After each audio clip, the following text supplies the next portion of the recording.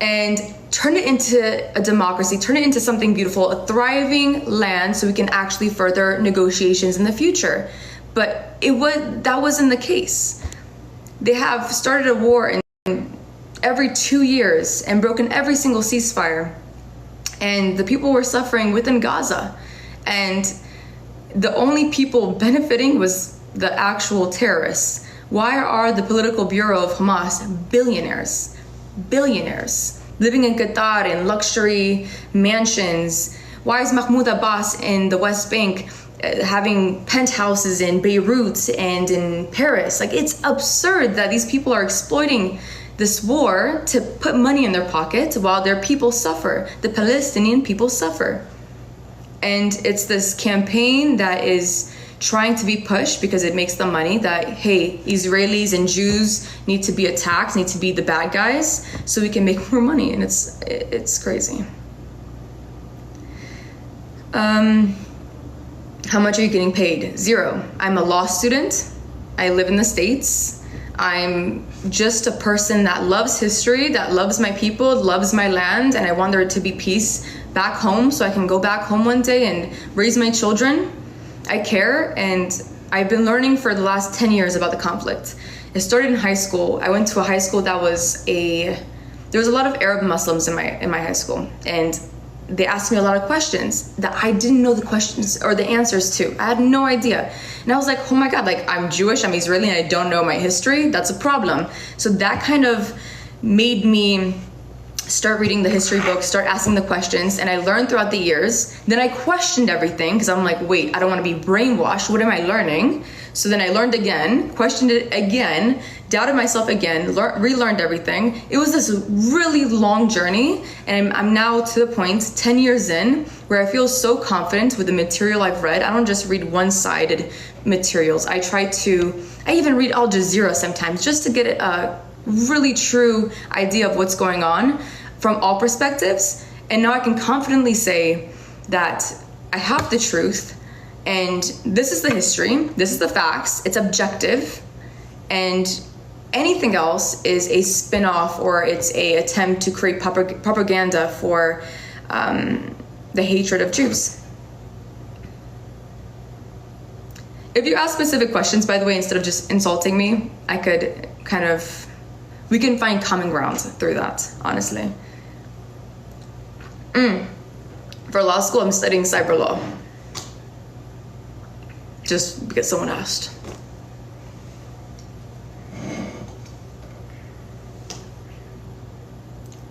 Please stop acting like you know anything. Okay, so I don't know everything, but the things that I do know, I will speak on. That's why I don't answer all the questions. I don't make videos on all the topics. I just speak on what I know for certain. Because there's a lot of misinformation, a lot of people making up history. So when I do my videos, I make sure to have multiple sources. And on my Instagram, I always link the sources so you can go on there to see. People have this strong dislike towards Jews. It's disheartening. It's disappointing. It's just how when I see racism against Black people or Asian Americans or whoever, it's so frustrating to me. I'm like, we're all human beings. The hatred needs to end, and I'm fighting for justice. I'm fighting for what's right. I know I'm not on the right side of history, and that's for sure. You guys are sending a lot. You are not real. I get that a lot. People are like, you're a bot. Beep, beep, boop, beep. Ay, ay, ay.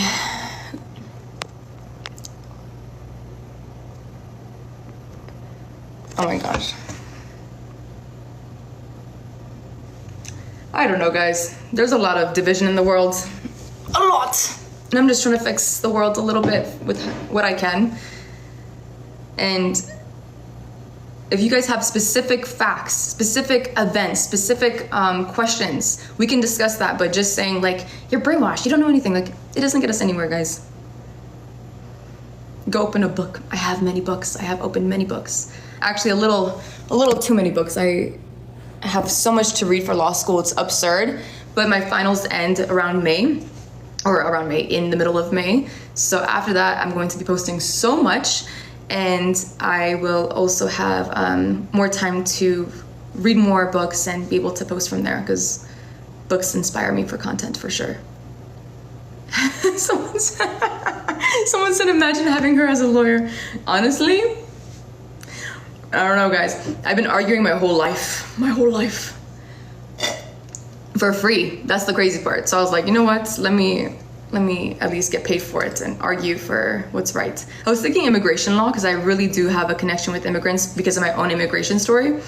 But I switched over to cyber law just because I like the idea of where the world is going to go with AI and what I can do with helping small businesses with cyber security and stuff like that.